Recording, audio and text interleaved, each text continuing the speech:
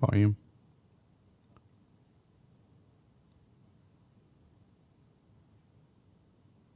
Start it over.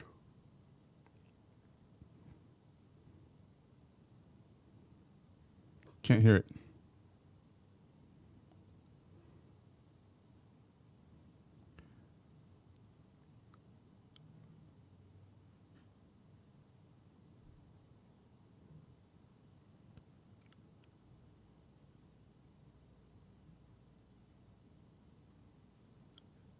Yeah. All right.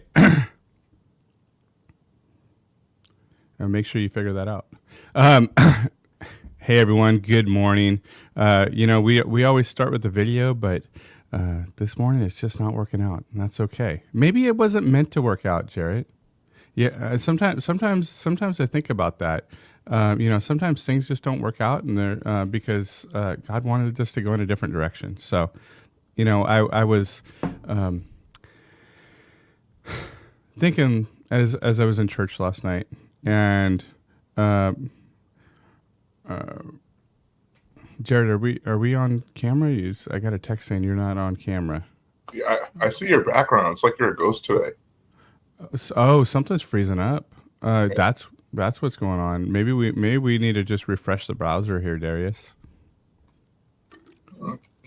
And everyone, that's the joys of a live show. Sometimes you have tech issues, especially when you're talking about the topics we talk about.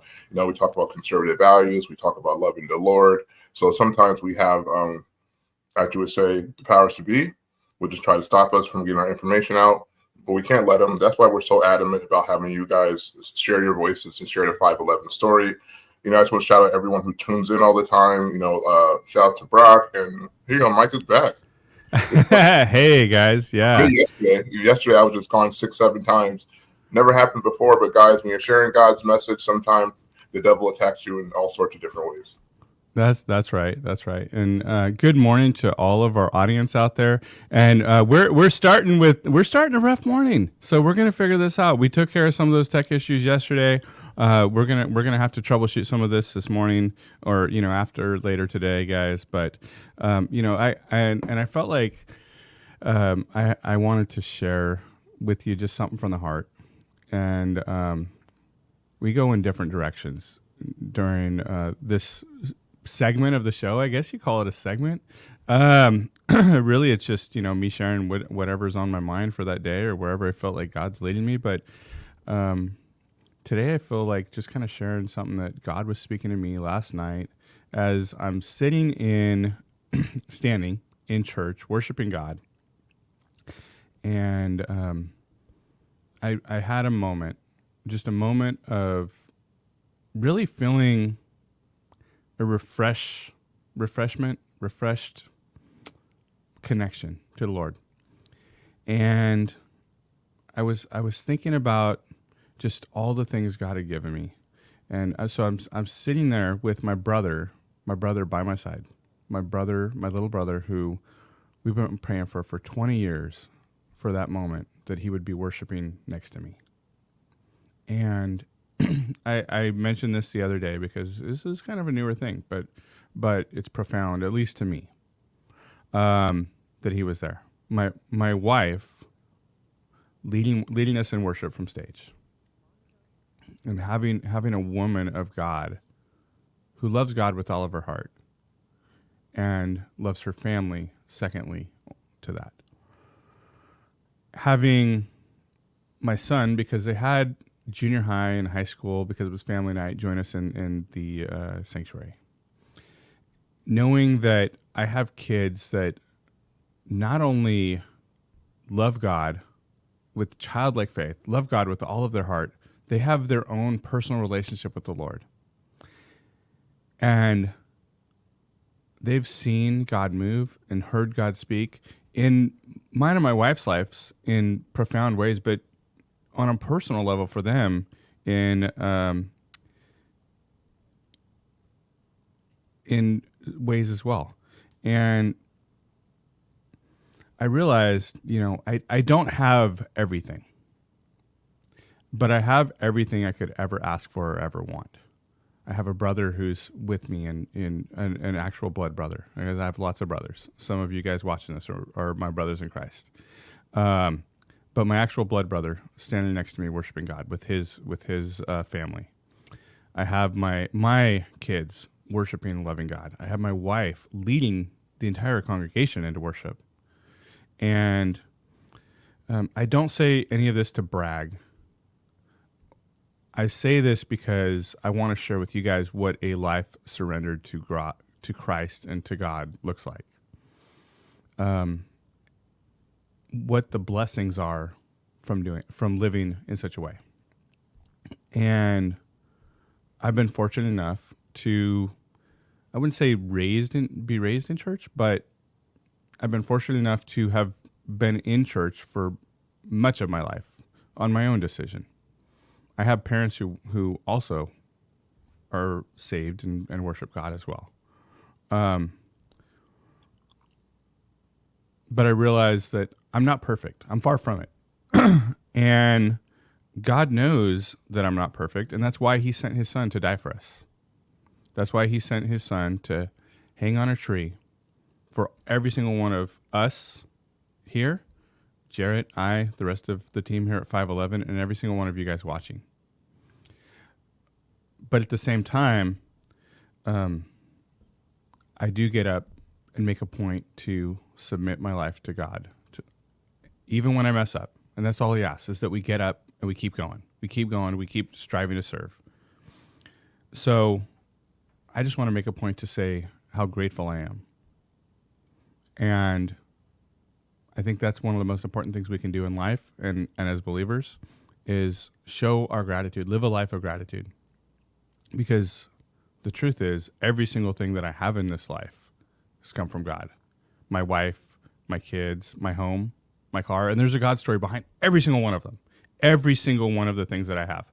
511 Media, there's a God story behind how that happened.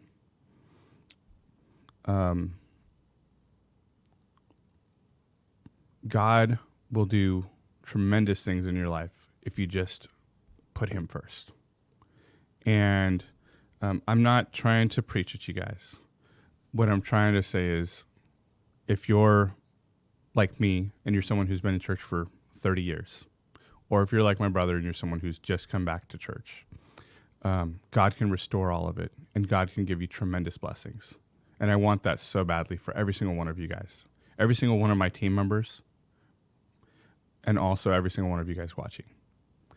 So this morning, as I'm reflecting, I just want to give gratitude and thanks to my Lord and Savior for everything he's done in my life and everything he's given to me, including the breath in my lungs. And I know that it almost sounds a little bit heavy, Jarrett, but that's just on my heart, is what I've received from him and what I want for everyone who's listening. Yeah, it's not heavy. It's inspirational. You know, a lot of people run from God, run for what God has for you, and you struggle. And you wonder why you don't have what you ask God for, because he's offering you this. He's giving it to you, but you're not accepting it because it's not the way that you want it. You know, sometimes people think their way is the best way, and they get in God's way. You know, and you got to stop getting in God's way in your own way. You keep falling on your face. You know, I used to be one of those people. I used to fall on my face constantly because I ran from what God had planned for me. And once I surrendered my life to the Lord, and that doors just opened. And now I'm here. I'm doing great. My family is thriving, and I'm in a place I've never been before because I have the love and respect, and I love the Lord. I respect the Lord, but also I know I have to put in work. You know, that's another thing too. You have all these great things, Mike, but you also work for them, and you work to keep them, that you appreciate them. You know, when God gives you things, you have to appreciate those blessings. You know, he gives you a second, third, fourth, fifth, sixth chance at life. Just don't toss it away. And I think that's what we're seeing now, people tossing away their blessings because they're confused by the world. You know, they think the world is more important than what God has for them. Yeah. And you're absolutely right. The Bible calls us to be stewards of the things that he's given us. He calls us to use our talents, and not just use our talents, but reinvest those talents. I was sharing with another business owner friend of mine the other day. God not only is okay with you being financially well off, not only okay with you prospering and being wealthy, but he expects us to be. He demands, especially from us business owners, he demands a profit. He demands us to reinvest our talents wisely because he wants us to use those to bless others. And so, guys, again, I feel like it maybe is a little bit heavy. Hopefully it's inspirational to you guys. But if you're out there listening and you believe in what we're doing here at 511, send this link for the show to someone that you think might need to hear it, that you think might need that inspiration, might need that encouragement, might need a reminder of there's a reason why you're doing this. There's a reason why you're on the path you're on, and it's because God wants to bless you. God wants to bless you tremendously. Also, guys, I'm sitting here with I have a full array of beverages in front of me. I have my Covenant Coffee, covenantcoffee.org. Guys, go check them out when you get an opportunity. If you're in Bakersfield, Mohawk, California, if you're on the other side of town on North Chester, or if you're out of town, covenantcoffee.org online. They're doing tremendous things with the foster youth of Kern County, and being the arms and hands of Jesus, touching lives, providing jobs, life skills, mentorship, and other things for including housing for the emancipated foster youth, the forgotten ones, the ones that become the statistics of drug abuse and overdose and homelessness and human trafficking. Covenant Coffee is doing a phenomenal job of touching those. Also, a couple quick announcements. We're gonna be getting to our guest here in just a minute, but I think we now have our technical issues worked out. Do we have the video for our first event that we want to announce? What you represent, your presence here, that the largest multi-day event in conservative grassroots history.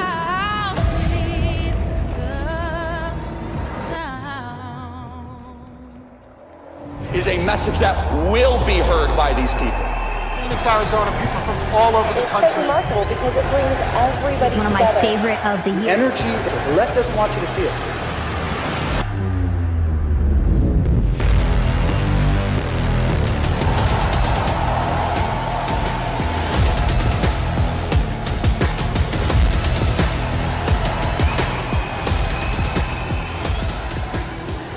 The stakes are high. We have only begun to fight.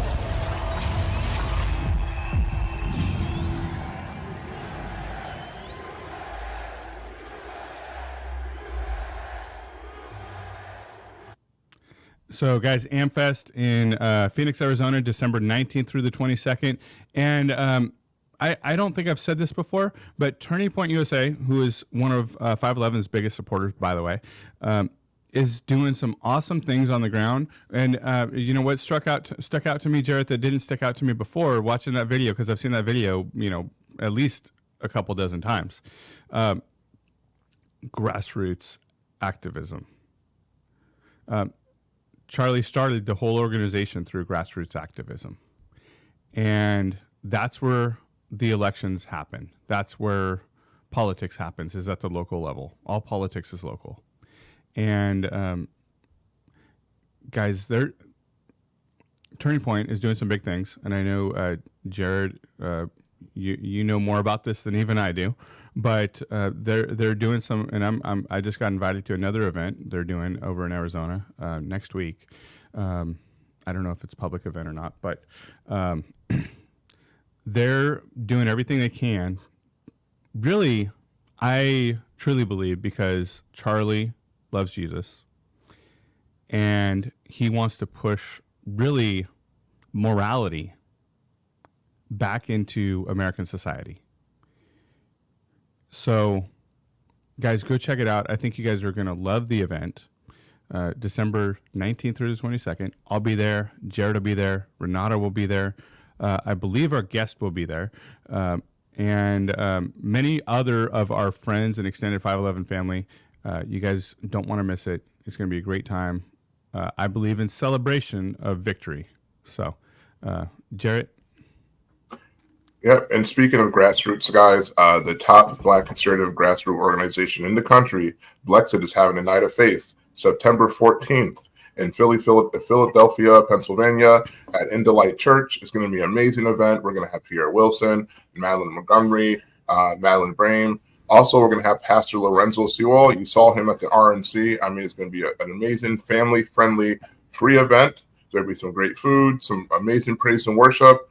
If you know Blexit, you know Rakita, you know how her voice is amazing. Mike, it's going to be fantastic. I know you're going to be there. I'm going to be there. It's going to be an awesome event, guys. You don't want to miss it. We'll drop the link to get your free tickets in the comments, but we hope to see you guys there, all right? See you there. So now is the time we've been waiting for. Our amazing guest. I had the opportunity to meet, and I'll disclose our guest's name, Dr. Tracey Phillips. The privilege and honor of meeting Dr. Tracey Phillips just a few days ago. I know Jarrett and Renata. You guys have had the privilege and the honor of knowing Dr. Tracey much longer than me, but I can tell from our first conversation, she is a woman of God. She's a woman of character. She cares about the values of America. She's doing everything she can, everything in her gifting that God's given her to move America back to the same morality and values that we believe in, the same ones that I mentioned to you that Turning Point and Charlie believes in. And she's doing some awesome things in the organizations that we just mentioned, including Blexit. And I don't want to get her title wrong, so I'm going to let Jarrett mention that part. But she helps co-runs the Blexit Leadership Academy and much more. And Jarrett, I know you got some stuff to add to that, so go ahead and add your flavor to that bio intro.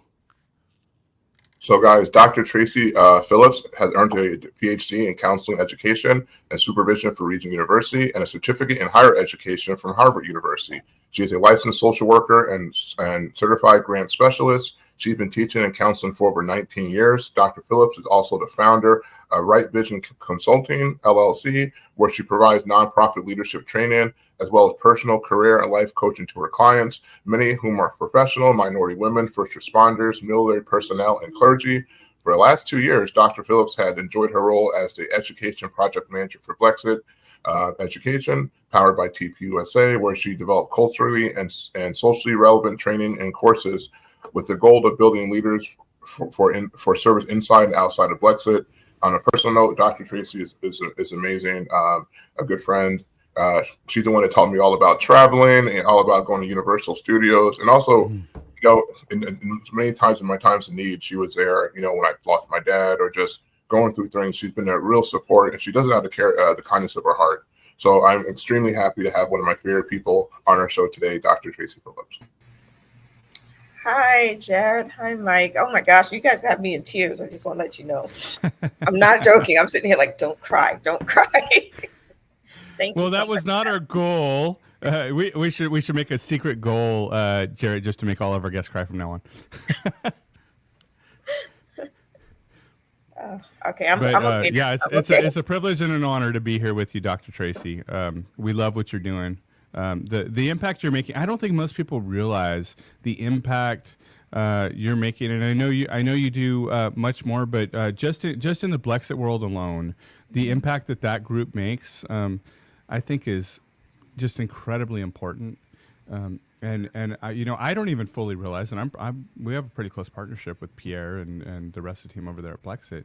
But just talk about from your angle, like what a difference you guys are making in the Black community, because I think, we had that conversation the other day about most of the Black America is much more conservative, even much more than much of the white America. And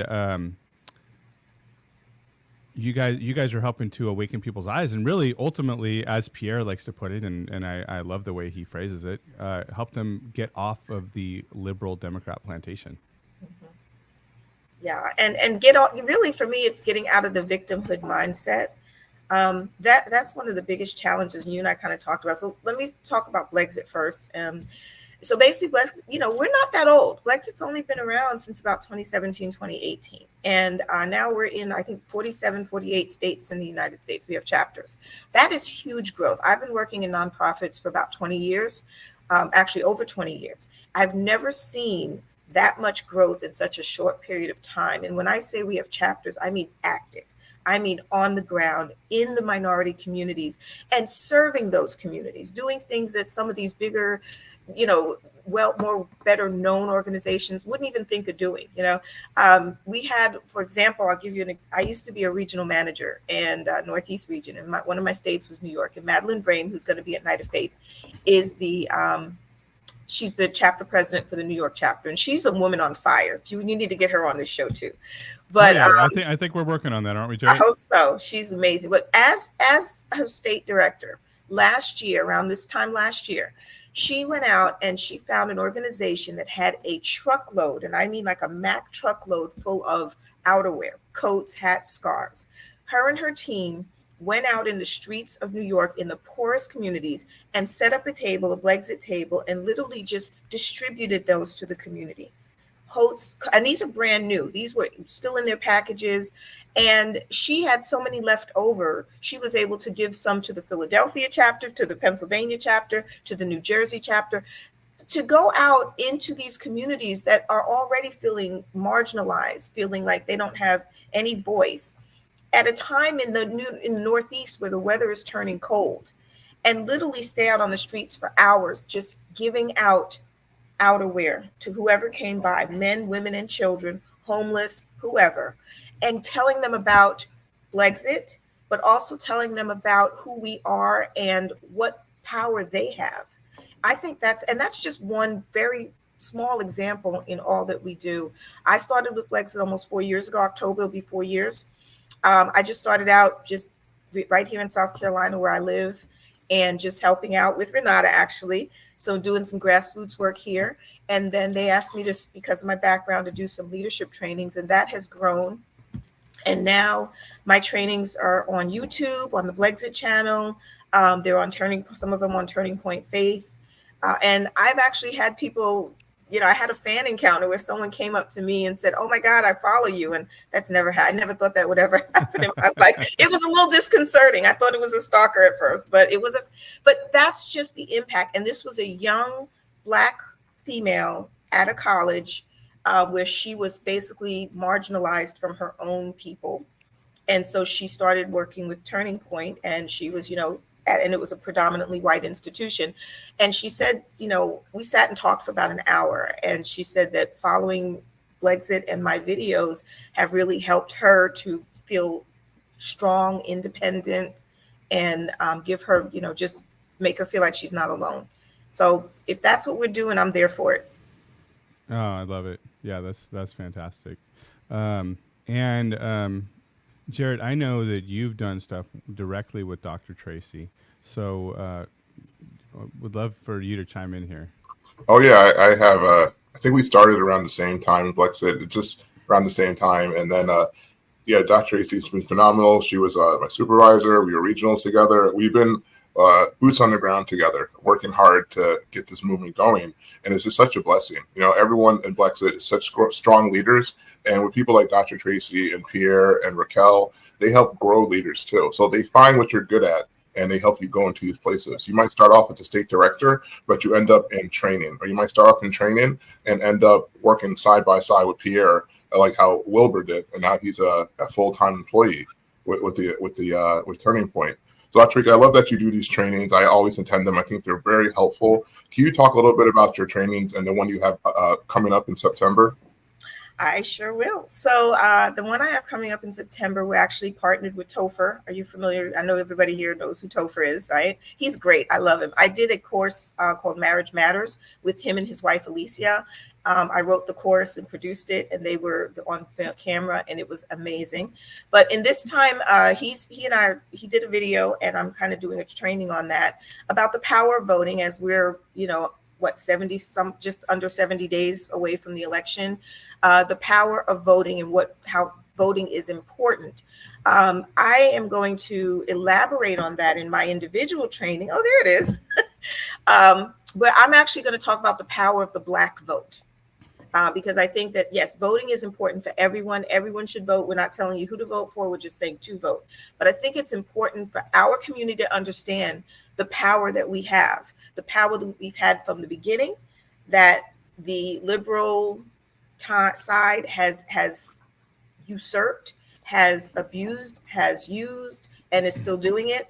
And I want to encourage those who watch it and anyone to recognize that you have power. You're not a victim, and your vote has power. And so how you should vote has to go towards your own values, but don't ever think that you don't have power, particularly in Black America, because we really are feeling very used by the Democrats or by the liberal side. So that's going to be my training. As you saw in the thing, it comes out in September. We're filming it next week. I've already written the course, and I'm excited about this one. I really am. One of the taglines that Topher uses that I'm going to hijack is, "Are you more pro-Black or pro-God?" Well, I like that. I'm gonna have to steal that. Sorry, Topher. That's a good one. I stole it, so we're okay. Well, I don't think those two have to be, or even are, but they like to pretend like they are, in opposition of each other. If you're pro-God, you are pro-Black. I hate it so much, guys. That we have to divide, like, here we are, I'm the token white guy on this show, but we're here and we have to, and I don't think we have to, but they try to tell us we have to look at, they're Black, they're separate, they're white, they're separate. We're all people of God, and so we don't have to be separate. I consider you guys part of our family, especially Renata and Jarrett, who are part of our team, and then I think Dr. Tracey, you probably know Boomer, who is another brother who we love. Pierre, who's another brother who we love. These guys are family to me. And so when, they say, oh, well, you got to look at why. That's like the dumbest thing. So you say, well, are you pro-God or are you pro-Black? Like, if you're pro-God, you are pro-Black. Well, my thing is, it's kind of what you and I talked about the other day, is that as in the Black community, historically and currently, okay, and Jared, I'm sure you can chime in on this. We are conservative in our values. Okay. Yeah. We are conservative. We believe in family. Okay. We believe we're not part of this whole, transgender rights stuff. No. We don't want our children indoctrinated. No. I have these conversations. The thing is that those who are Christian, not just Black, but let's talk about Black Christians. They're in church on Sunday. They're praising God. They're all, putting stuff on social media and scriptures every day. Okay. They are pro-God. But when it comes to voting, all of a sudden, their Blackness overrides their Christianity or their Godness. So now it's not, are you one or the other? It's which one are you more?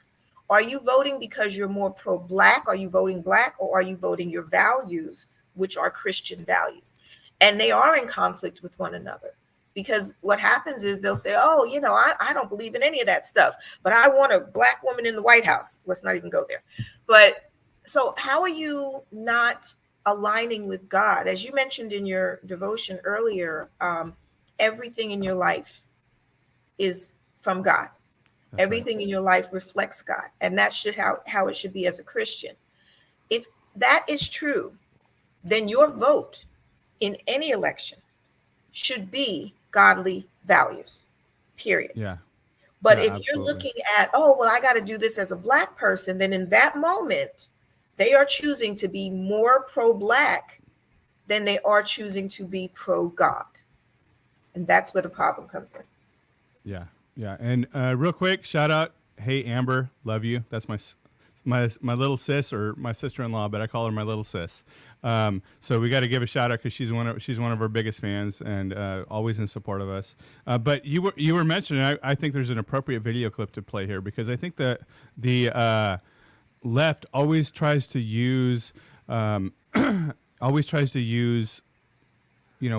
race baiting, and tries to gaslight, especially the black community into thinking a certain way, and it's nothing but hypocrisy. And I have a video. It's video 3, Darius, when we get to it. But of one of the biggest people, and if you have it, just go ahead and play it, Darius.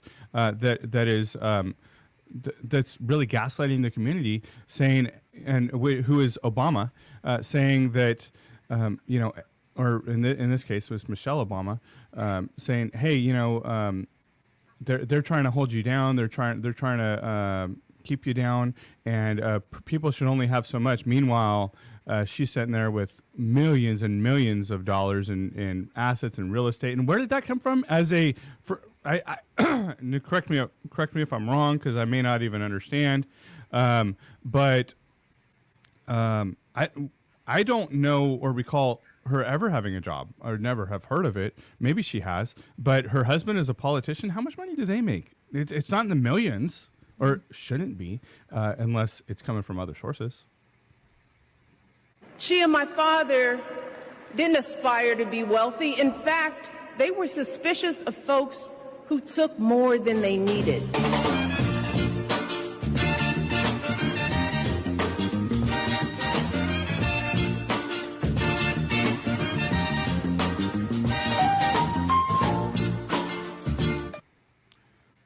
That's so ridiculous.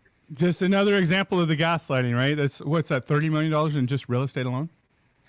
That is, listen, if Michelle's a victim, I'd like a slice of her victimhood. Just one little slice. I don't need the whole thing. Just give me, it's the hypocrisy is so real and it's so disturbing. But you know what was more disturbing is that people I know who watched that were like, oh, look at how great they're doing. They didn't even see the hypocrisy in it. That's the scary part to me, is they did not even see it. Yeah. And I think, Jarrett, you call for that video whenever you're ready for it. I know you were asking about it.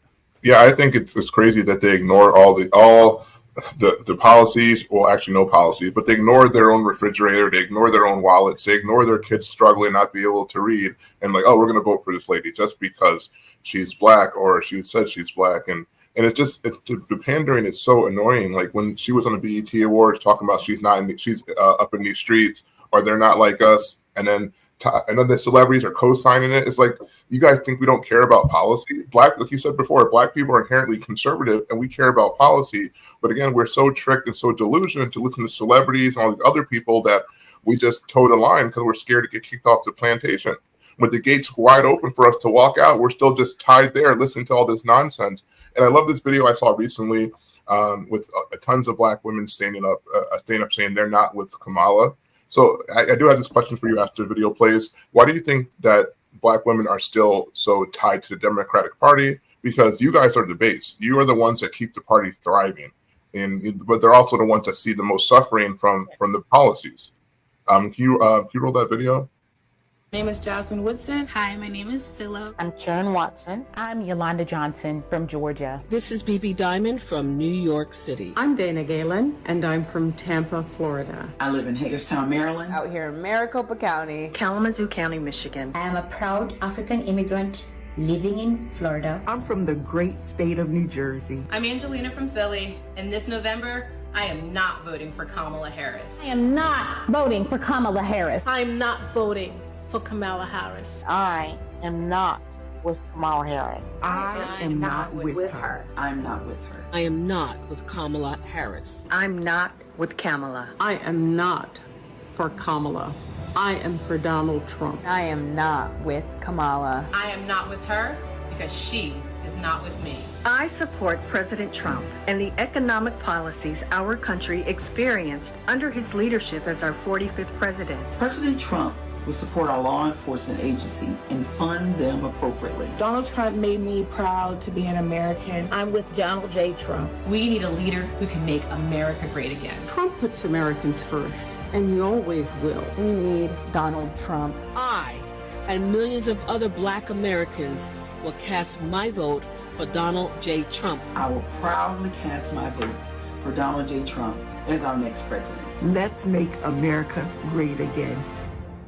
Hey everybody, this is an awesome video, but it's just for copyright things, so the powers that be don't get us. Shout out to Oliver Mack for getting a video from Right Wing Angel. Follow him. Shout out to Antoine Gis because that was his video. And shout out to Jasmine, Lala, Natalie, the Pelotocrat. I love seeing so many strong people that I know in that video. It made my day when I saw it. And it's a funny thing, Dr. Tracey, you have worked with tons of those people in that video as well. And it's great to see that. So I would have loved to have been in the video. That's why next time. But when you see stuff like that, and then you see what you see at the DNC, where's this disconnect coming from? It seems like there's so many intelligent Black women leaving the party, but then you watch the DNC and they're like, hey, Black women, vote for us because we're a woman, ignore everything else. So first I want to say that, keep in mind, 4 years ago, eight years ago, not only would this video not have been made, but even if it was made, every one of those women would have been doxxed. They would have been, vilified by the Black community. So I'm extremely happy for myself and others that our voices are finally being heard, that eyes are waking up. People, as you said, Jared, are leaving this quote unquote plantation, and that we're going public with it. Okay. So I'm very excited about this. I'm very, very excited because I can tell you from my personal experience, the friends I lost, the family members, the organizational affiliations, when I came out as a conservative, that just, it was really bad. It was really, really bad.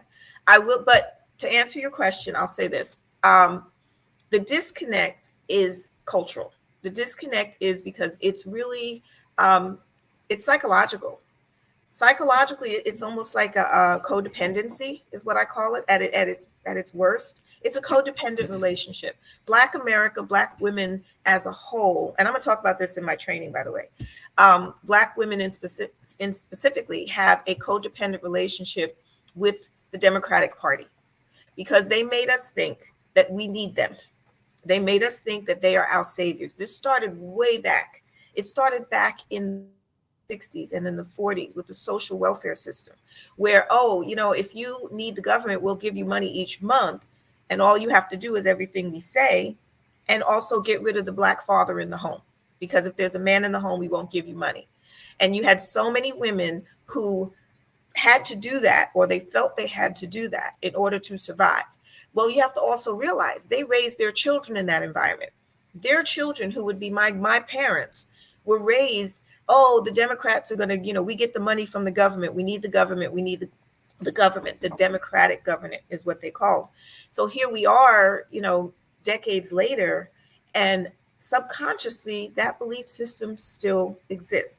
There's a subconscious belief, a codependent belief that no matter how they treat us, we know they treat us bad. We know that they only pander to us once every 4 years for about a few months. And after that, Obama himself said, I'm not a Black president. Kamala said, I'm not going to do anything for the Black community. Yet and still, we still. At least she was telling the truth for once. She was, exactly. But I think the sad part is that she can tell the truth, but we won't listen because that dysfunctional codependent relationship exists. If I turn away from who I believe is my savior, if I believe is the system that I need, I'll be on my own and no one will help me. And that's where the voting comes from. No matter what I know to be true, I'm still going to vote because I need it. My mother voted that way. My grandmother voted that way. So I have to. And it's sad, but that's my personal belief as to why it exists. Well, I'm going to go down a little bit of a rabbit hole for a minute and see where you guys feel about this. And this is kind of off script a little bit, but not that our show is highly scripted, but we do have an outline. I was thinking as you guys are talking, I was like, I love being around some very successful people in the Black community and all of them that I consider friends and stuff are all that way. And I know many that even started, including Boomer, including my good friend John L. Ward, that started in a very rough place. In what I would say is what the media has for decades tried to stereotype Black people as. And I do think that there's a lot of media manipulation saying, well, all, and I'm painting in broad brush strokes here when I say this, but, and by the way, let me underscore, I do not believe this, but this is the image that is portrayed. All Blacks are drug dealers and gangbangers and thieves and criminals, basically. And that's just, I know for a fact firsthand, and we have two examples right here on the screen with me, that's not true.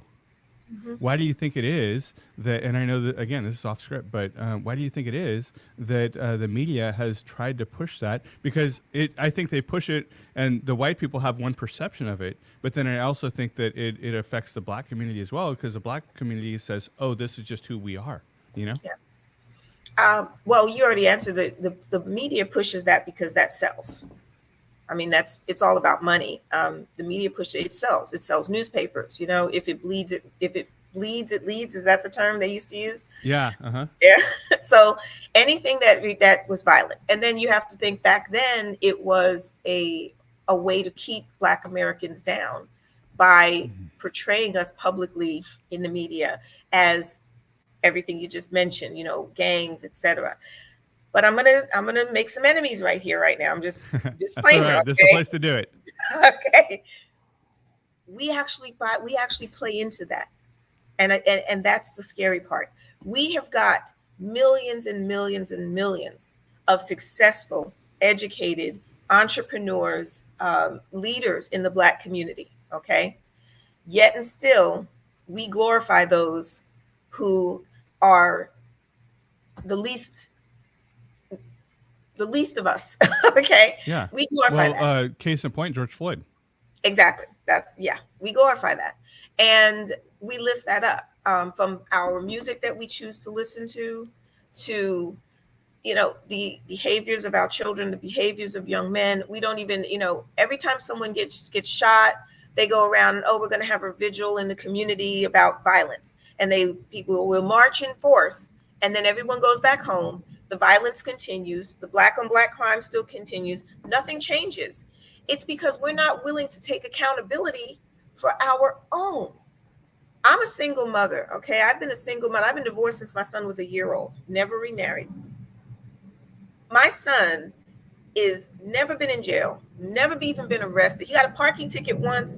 I took him to the court, because I could have just written it. No, I said, you're gonna see what we sat in that court for about 45 minutes. The police officer came up to us, looked at me, said, ma'am, your son was so nice and polite. He was older white police officer. He tore the ticket up in front of us and walked away.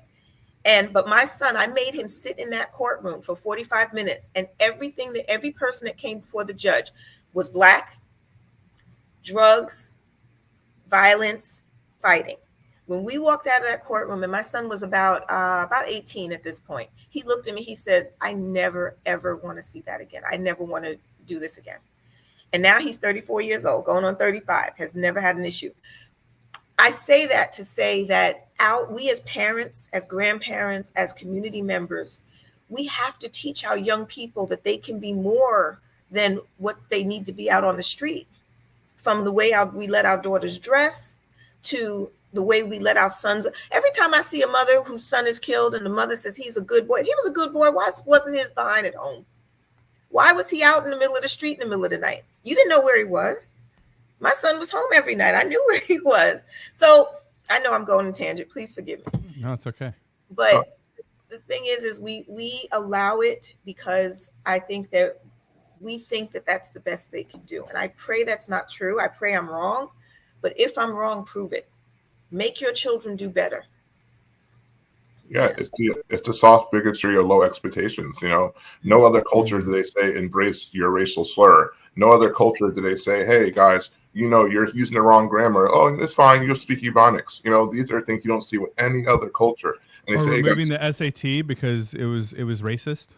Yes, instead of saying, hey, you're gonna learn more, help you, we're gonna lower the standard, which hurts everybody. And then they said, okay, guys, after that, don't even worry about the standard. It doesn't matter if you can't read. We're just gonna have a quota, and you just come to my business, come to my college. And then if you see now, ever since the institution DEI, that the numbers of Black students failing out of school has grown drastically because a lot of those students got placed in schools they weren't ready for, or programs they weren't ready for. Instead of putting them in basic college skills to get them ready, they put them on all these advanced classes and they're failing out. So everyone's losing, and they're using tax dollars to pay for this. So now we're losing money on our investments because they're not ready for school and no one says anything. So that's why I love that you're such a strong parent, Dr. Tracey, and love organizations like Blexit trying to get people to change their perspective on these things. But why do you think that, how do I phrase this? So how do I phrase it so we don't get banned? I know we're constantly fighting that. You have no idea, Dr. Tracey. So my thing is too. I think we all know why the media does this. Why they promote Drake over Ben Carson, Carly B over Candace Owens. But I do see the change. Do you think that the next generation coming up is going to be different than the current one, or are they so lost already that we have to focus on the generation after them? Oh, that's a good question. I believe in God, and I believe God can redeem anyone. So let's start there. I don't think anyone is ever truly lost until the day they die. So there's always hope. I think that with the next generation, now I want to go back and to answer this. I've been in higher education for almost 20 years, as you mentioned in the bio. Okay, I've taught at all levels. What wasn't mentioned is a majority of my teaching has been to non-traditional students, adult learners who were like 80 to 90% of my class, Black women. That's why I have a heart for Black women, and I always want to empower them. But one of the things that you mentioned, the bigotry of low expectations, is when I first started teaching, I recognized that even when I was a novice instructor. And I remember saying to my class, you're not going to like me, but here's the truth. If people will aspire to the standard that you set for them, okay? That's right. The bar is low, people will aspire just to reach that goal and nothing higher. But if the bar is higher, even if they don't reach the higher goal, they're going to aspire to it. And I think that higher education institutions, secondary education institutions, because I was in secondary education for about 7 years prior to higher ed. I know them both, okay? That's what they've been doing, particularly with minority children, is they lowered the bar, as you said, Jared. And so our young people don't have to aspire. They aspire for the lowest thing, the lowest bar. We have to raise the expectations, but also give them the skills to reach those expectations.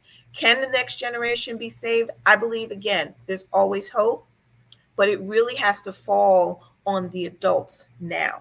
It has to fall on the parents. It has to fall on administrators, both in secondary and higher education. We have to stop pandering to groups and saying, oh, just because, our enrollment is low, let's lower our expectations for enrollment. That doesn't serve anyone. And here's the scary part, okay, that no one seems to mention. I'm a licensed social worker. I teach social workers. I would never want to go to a doctor, a social worker, a dentist, anybody who only had to meet these expectations to pass. We are creating professionals that are not able to do the work that they're supposed to do because the colleges, I'm probably gonna get fired for this. I apologize. I always do this. The colleges and universities right now are lowering the standards, and these people, they're giving them degrees and licenses to go practice in skills, in fields that they need a specific skill set for, and they don't have it. So we need to get the standards back to what they were. We have to help those who can't reach the standards by giving them extra help. But what we should not be doing in any way, shape, or form is lowering those standards to meet the lowest denominator, because it's not going to serve anyone, especially them. If we do that, we can be saved. So, Dr. Tracey, you might want to argue with me on this one, but I share my opinion. But I think that a lot of the time, now aside from and based on what you're saying, I almost think that the qualifier that I have used for a long time may not even exist anymore. But I think that much of college is a complete waste of time and money. Most people that go to college, especially young people, are not ready for college. They go there and it's just an indoctrination factory. And Charlie put out a book exactly about that. The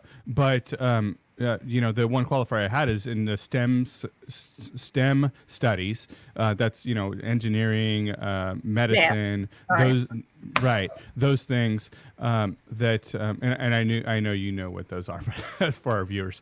In those fields.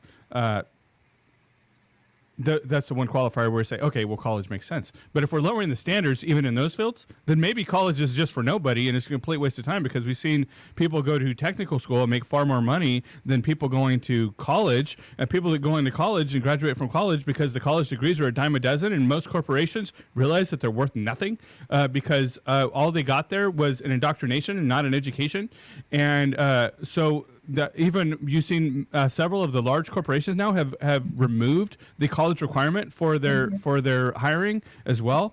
But I wanted to add on to what you were saying with that. But I do have a question that I think is an important one, because I've always wondered this myself. That we got brought up in the comments. Go ahead and bring that up. Yeah. From our good friend Scott Garcia, he says, "Is it insensitive for white people to say that black people need to start in their own home and their own community, or is it insensitive for a white person to say, and we need to wait for black people to say it?" And so I would say, and I would love to hear your guys' answer to this, but my answer to this would be, I think if we're singling black, as a white person, if I'm singling black people out and saying, hey, you guys need to get your crap together, but I'm not including white people in that because we're just as guilty of it. It's not just a black thing. It's not a racial thing that we don't have our crap together. It's, but you say, hey, look, guys, get your crap together because you're leading your kids astray, and you're letting your kids fail. And there's something that we have in my household is standards, and I know Tracey, you do, and I know Jarrett does, and I know most of our team does, and I know many of our listeners and audiences, if not all of them, do. But I've always told my kids, you can say a lot of things, but can't isn't one of them. In fact, I'd rather hear you say a swear word than hear you say can't, because once you say I can't do something, you're limiting yourself. You can do anything you put your mind and your willpower to. It's within reality, right? We can't fly as humans. We're not going to take off into the sky as Superman. God could do that, but that's a whole nother thing.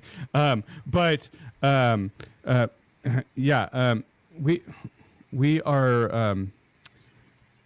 Anyway, going back to Scott's question, I think if we're singling out any race in that, then it's wrong. But Tracey, Jarrett, go ahead and chime in on this question. Jarrett, you want to go first? So you.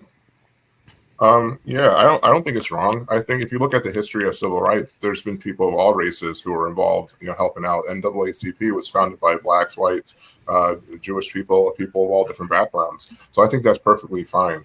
But I do think if you're just singling out racists and ignoring everything else, like if I was to say, I'm tired of all these Mexicans. All they do is come over here and take our jobs. That's not true. There are people from all South.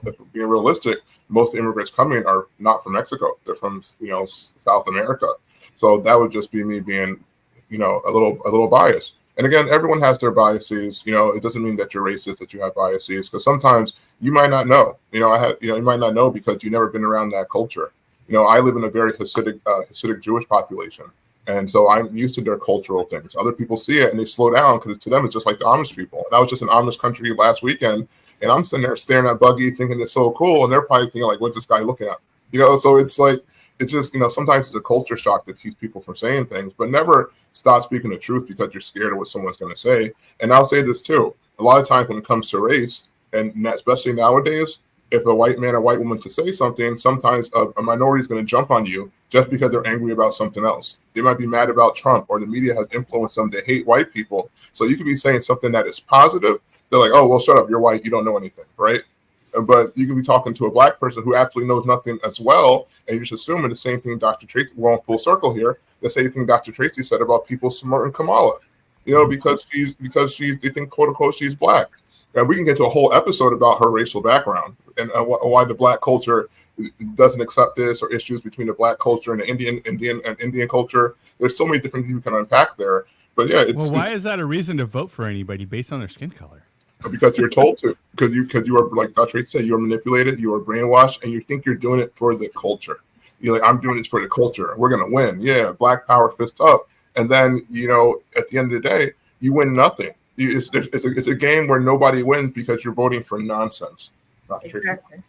Yeah, I was going to say, first of all, I agree that it's not just in terms of what Mike's question, it's not just about pulling, black people being accountable. Everybody needs to be, whatever, black, white, Asian, we all need to be accountable, because no one race is going to change the world. Okay, we have to work together. So I agree that it's not, I'm speaking from the black perspective. And one of the things I get, especially on my TikTok, is somebody said, I hope you learn to love yourself. I tell them, listen, I love myself so much it's scary. Okay. I love myself so much it's scary, but I love my people. And I love my people so much that I want to see us do better. I want to see us succeed. I want to see us in those roles. I have no problem with there being the first quote unquote black or woman of color. Let's just go there. Okay.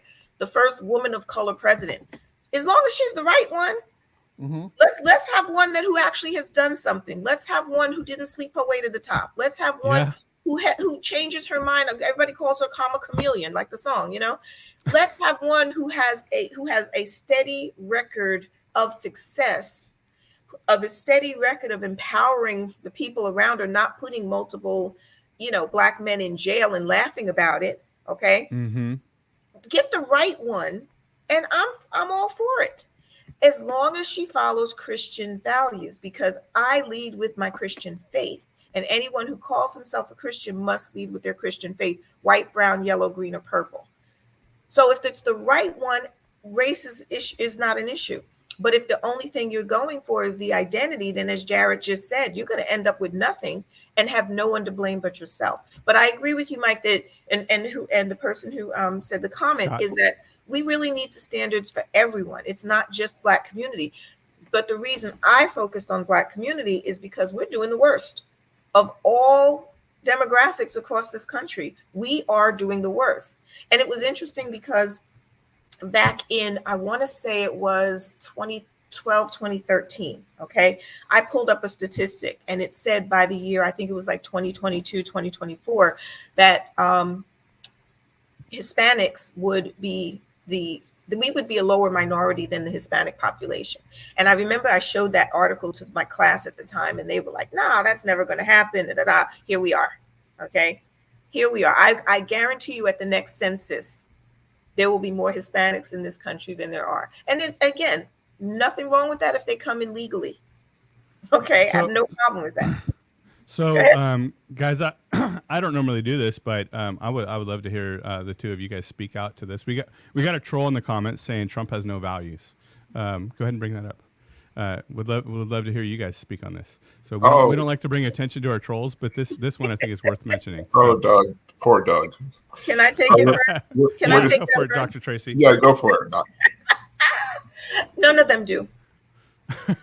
Let's be honest with you. None of them do. People do not get into politics or Hollywood unless they have egos and they are corrupt. Period. Okay. You don't get into politics unless you have some sort of egotistical reason. So I'm just going to put it out on the table. There's not a politician out there who is values. Okay. I don't know Trump's Christian values. I know what he puts out there. Okay. And I accept that. But I think I shared this with you, Mike, because I had someone similar say this to me, that, oh, he's a convicted criminal. You know what? Jesus was a convicted criminal too. Yeah. Forget that. And here's the crazy part. Jesus was convicted by a corrupt political system that only sought to shut him up because he was challenging the status quo.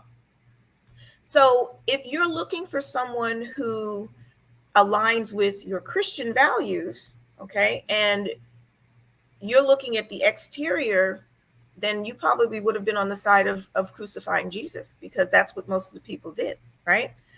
We are not in a position to judge another person's values. As a matter of fact, God tells us who's the only one who can judge, who knows the heart. God. Yeah. He's the only one who knows our hearts. I can't look at Trump's heart. I can't look at Kamala's heart or anybody else's. What I look at is what they have done and what they are professing.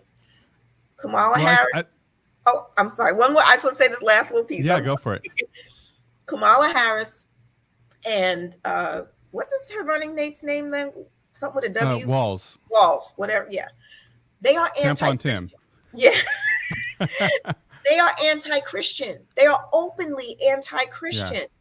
They do not adhere to Christian values. You watch what they do. Okay. I look at Trump and I look at him praying. I look at him kneeling, giving reverence to God. Okay. It's not for me to judge what's in his heart, but his policies align with Christian values. Yeah. And that's what I have to align with. So I got a couple things to add in here is, like you said, we can't judge anyone on their heart. What we can judge on is their track record. Exactly. And we have actually, for probably the first time in history, at least to my knowledge, 2 candidates that have a track record in the White House. So we have Kamala. We've seen the destructive policies that she's implemented, and we've seen Trump and the policies that he's implemented, and which one has done a better job. And we had a video that we didn't have time to play today, but but go back to the old Reagan line. Can you ask yourself, are you better today than you were 4 years ago? And if you can say yes, then vote for Kamala. And if you cannot say yes, because the past 20 years, only 4 of those were Trump, right? But the rest of the 16 were Obama, and I say that intentionally. You think I'm misspeaking? I'm not. With Joe Biden in office, it was still Obama. Yeah. And Jared's going to chime in here in a second and help us not get canceled. But we're not electing a pastor. We're electing a president. And we can judge a president based on their track record and the things that they say that they stand for, and and let the evidence speak for itself. We're not electing someone to lead us in our spiritual life. Exactly. Yeah, that's so true. And to Mr. or Mrs. Troll, thank you for tuning in. I hope you learned something, because there's some people that I know personally who started their career as trolling the right and now are some of the biggest advocates for conservative values. So we'll see you down the road when you're talking like us. But when we talk about values, I think it's hilarious because unless Jesus is running, I brought this from Pastor Rob McCoy, unless Jesus is running for president, you're always going to be voting for lesser of 2 evils because they're man. And there's going to be stuff that you don't like from either candidate. I ran campaigns and stuff like that. And personally, I would take Trump's phone away from him to keep him on social media, because I think that's a big reason. Because he takes his stuff and they run with it. And he's he's in trouble. But when it comes to values, you value what the left's talking about. The left doesn't value the American citizen. Trump does. The left doesn't value the babies. Trump and the right does. So I don't see any values on the left except the value of money, the value of what they care about, the green. That's what they value. And they also value praying to their, sacrificing these babies. Again, we might get banned for this one, but they sacrificed 25 babies at the DNC and come get a free vasectomy. So they don't value life. There's nothing they value. They value destruction. They value chaos. They value keeping you separate so they can run everything, and keeping you angry, because when you're angry, you don't think and you make illogical decisions, like constantly voting for the left. Because if you sat back and took away all the fluff, all the media stuff, and just looked at the policies, there's no way that you as a rational person could ever support any of those things, Christian or not. But again, some of you guys are so brainwashed. And again, that's why we have shows like this. That's why we have groups like Blexit and Turning Point, because we know people are either conservative or they need that push, or maybe they might hate everything that we do. But when you come to one of our events, your mind changes, so like go to a Blexit event, go to a Turning Point. Even if you hate every single speaker, I will meet you there. I will walk you through and introduce you to. That's one thing we do at our events. If there's protesters outside, we go up to them and say, hey guys, they come inside and talk to Charlie. We come inside and talk to Candace. And 9 out of 10 times, they don't do it. because it's like, oh, we already know what we're talking about. We already know what they're going to say, because they don't care about the issues. And the ones that do go inside and talk to them, you should see their faces when they're either spots blown up or they're put on the right path. So guys, continue to troll, continue to do this, because we're never going to stop. And we're going to continue to expose you. And hey, maybe guys, you want to come on and talk about this? We'll even debate you guys. We'll go anywhere. We'll debate you on anything, because we know we're on the side of God, and we're also on the side of facts and the actual side of real science. Not that pseudoscience that says a man could be a woman, but actual science the rest of the world follows. So well, yeah, guys. I think you're doing him a disservice by calling it even a pseudoscience. I think it's called not science. But guys, how many of our community, and I would consider Blexit and TP USA and TP Faith part of the community that we're all in, the three of us and the rest of our team. How many of our community, including the two of you, are red-pilled conservatives because they've had their eyes open to the truth? This guy right here, I voted for Obama twice. I was a hardcore Democrat, and then I started realizing my party was leaving me. They went to a totally different direction, and then I was basically told I don't have a voice. And then it's funny when Trump said, and I know this sounds so stupid, but when Trump said, "Black people, what do you got to lose?" I was just like, all right, what do I have to lose? Let me check this out. Because my fiance like, hey, Trump's good, listen to him. And that one speech brought me to, pushed me over the edge for my conservative values, and I just ran with it. Because again, what do we have to lose? And now I think about that statement, we have a lot to lose if we keep going down the Democratic side. We're going to lose our freedom. We're going to lose our rights, our Second Amendment rights. We're going to lose our First Amendment rights. You all saw what happened with Elon Musk, and you saw what happened with Mark Zuckerberg. They're trying to shut their voices down. We will lose the country that we hold dear, this country that was founded on Christian values. Everywhere from our justice system to our laws are founded on Christian values. We will lose everything. But also, the thing we'll lose the most is we're going to lose tons of babies. We're going to lose lives. And we don't have enough people in America now having babies to continue for this country to continue. And if we lose the soul of this country, so goes the soul of the world. Guys, we're the ones keeping this country, this world in a Christian, on a path to Christianity. If we go, so does everyone else. Yeah, I was, I was actually red-pilled by a blue pill person. back in the late 90s. I was one of those who I mentioned earlier.